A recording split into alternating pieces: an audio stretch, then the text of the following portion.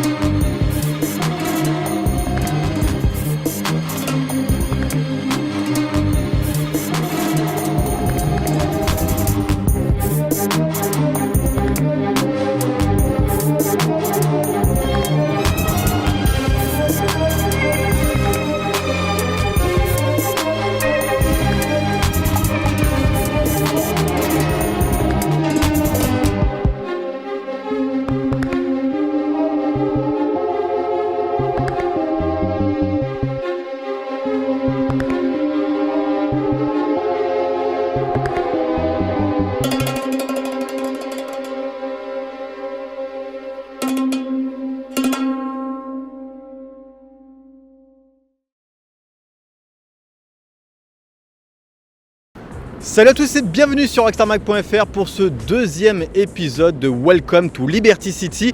On est à Station Square alias Forest Hills au Queens, donc Station Square à Liberty City. On est en plein milieu du quartier de Dukes, donc du Queens à New York. Et pour ce deuxième épisode, justement, nous allons voir tous les lieux les plus importants de Dukes.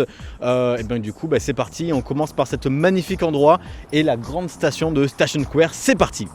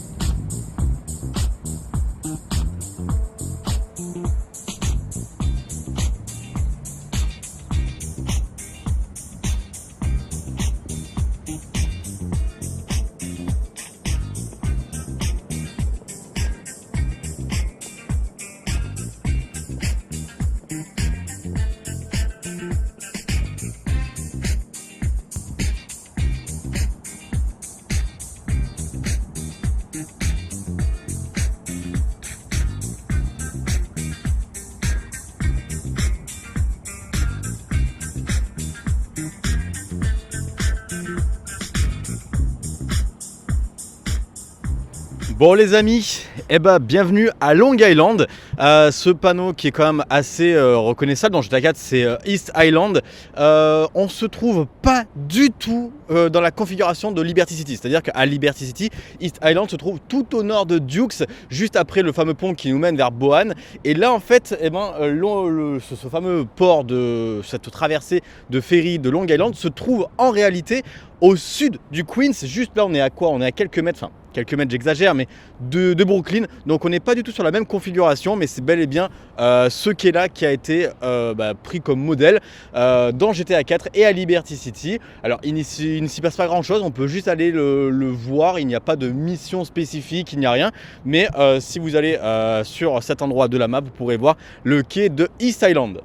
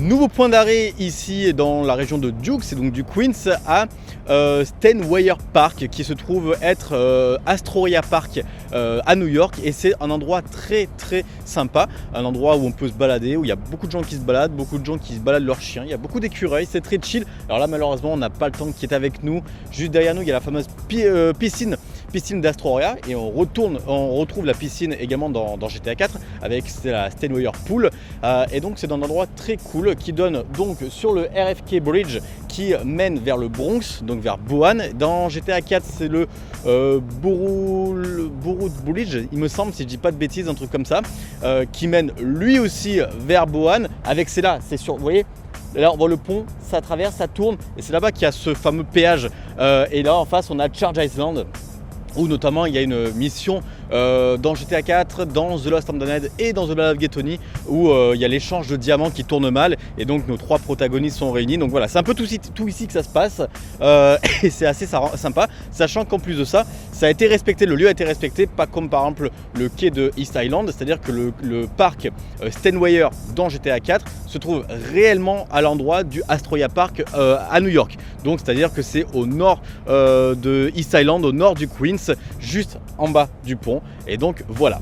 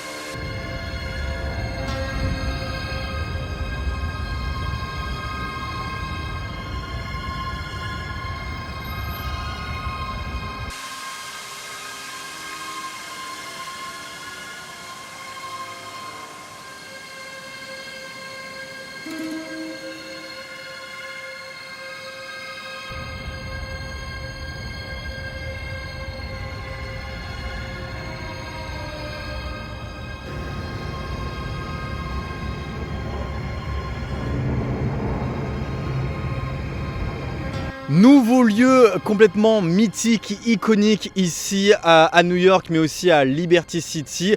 C'est le musée du Queens avec la fameuse Unisphere. Regardez-moi ça, elle est incroyable. Je ne m'attendais pas à ce que ce soit aussi grande, aussi impressionnante.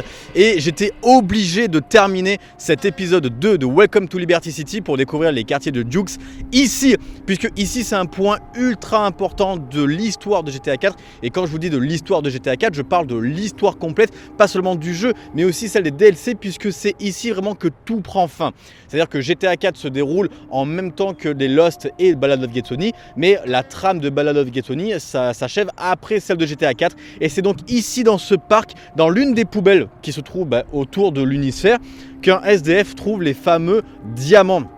Parce que oui, l'histoire de GTA 4, c'est quoi? C'est Niko Bellic, qui est un immigré qui arrive en Amérique à Liberty City sous les conseils de son cousin Roman Bellic, qui lui dit que tout simplement il vit la grande vie avec des manoirs, des filles, des belles voitures, de l'argent. Petit moment déception quand Nico arrive et qu'il voit qu'on est loin de tout ça. Et GTA 4, c'est l'histoire de la quête du rêve américain, de partir de rien et d'arriver au sommet de tous les moyens possibles, malheureusement. Mais Nico est surtout là aussi pour retrouver la trace de Draco, un de ses amis, de ses frères d'armes qui l'a trahi au combat, et donc qui à cause de lui, de nombreux camarades de Nico se sont fait assassiner. Et donc voilà, mais en parallèle, il y a l'histoire à côté de la pègre de Liberty City, tous les différents gangs, etc. Et notamment l'histoire des diamants qui s'achève donc à la fin de Ballad of Gay Tony avec un SDF qui trouve par hasard ces diamants. Donc on sait jamais, hein, je vais regarder autour dans les poubelles, on va faire les poubelles, c'est pas grave. Si je repars avec quelques petits diamants et quelques millions de dollars, je dirais pas non. Donc voilà, en tout cas, j'espère que ce deuxième épisode vous aura plu autant que le premier à Broker. Nous, on se dit rendez-vous la semaine prochaine pour l'épisode 3 avec les premiers lieux de Algonquin. Algonquin sera en 2 parties parce qu'il y a beaucoup de choses à voir à Manhattan. En tout cas, j'espère que cet épisode vous aura plu, que ce documentaire vous plaît. Si c'est le cas, n'oubliez pas le petit like, le partage, le commentaire, de vous abonner si ce n'est pas déjà fait. Ça aide énormément la chaîne, notamment à réaliser ces projets-là. Surtout avec l'arrivée de GTA 6 et tout, on va mettre beaucoup de gros projets en place. Donc n'hésitez pas à vous abonner et à nous soutenir. Et nous, on se dit à la semaine prochaine. Prenez soin de vous et à bientôt sur Rockstar Mag.